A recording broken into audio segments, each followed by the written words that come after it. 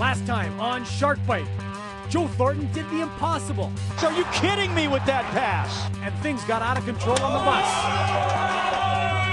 bus. Now, we'll talk to the boss, hear from the vet, and drop the gloves. Right now on Shark Byte.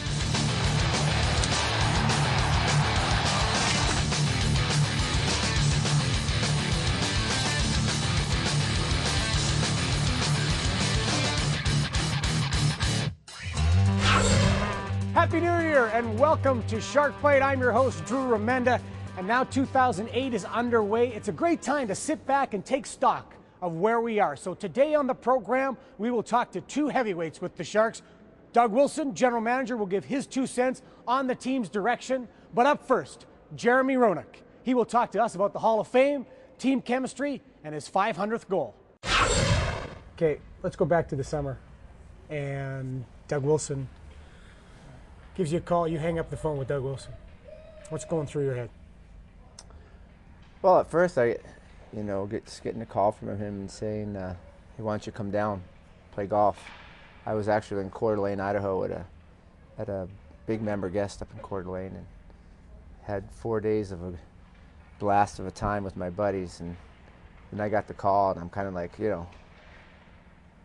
excited, but all at the same time I was like, uh-oh.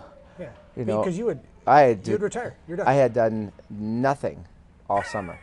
I hadn't seen a gym, hadn't seen a bike, haven't seen a treadmill, haven't seen a pair of skates, ice. The only ice that I saw was at the bottom of my glass, to tell you the truth, and that's pretty much how my summer went. And to tell you the truth, I was really excited. I got on the first plane right to San Jose and met Willie, and we went down and played golf and had a real good heart-to-heart, face-to-face. You've known him for a long time. Very long time. Does that make it easier to talk to a general manager like Doug? Do you look at him as the general manager? Do you look at him as your teammate? Do you look at him as your friend? I don't look at him as a general manager, to tell you the truth. I also got to say, Dougie Wilson looks exactly the same now as the day that I played. Isn't it eerie? You know he's got a picture somewhere up in his closet. Just great. With all the things going on in baseball with the steroids, he's pumping himself with something. He's injecting himself with like youth hormones or something. This guy looks unbelievable. I know. I can't stand him for it. That's one of the reasons I really dislike him. And I look like me. I attribute it to being a good man and being very carefree inside. I think this guy is very, he's got a very good peace of mind. And only guy I know you could hit it directly into the woods in golf. He will hit a tree and bounce out in the fairway. You know what he always says? That's good living for you. Yeah, he does it all the time. He's got all the squirrels on payroll. Trust me, this guy could talk himself out of any situation at any time. He is without a doubt the smoothest talker, the most elegant speaker, one of the most personable, genuine men that I've ever met. But some of our fans look at that though, and they'll see Doug speaking like Doug does, and they will think he's just towing a party line, that he's not being honest. Oh no, that's Doug Wilson. Doug Wilson tells you how he feels. He tells you what's going on. He tells it to the point, and he doesn't beat around the bush. And if you don't like it, then that's too bad. That's Doug Wilson's way, and that's, I think, what makes him so respected around the league and by people that have known him and played with him. And I've known him for a very long time. So in essence, I don't look at him as a GM.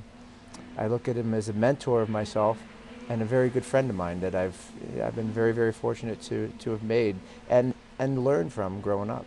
And so you scored 500.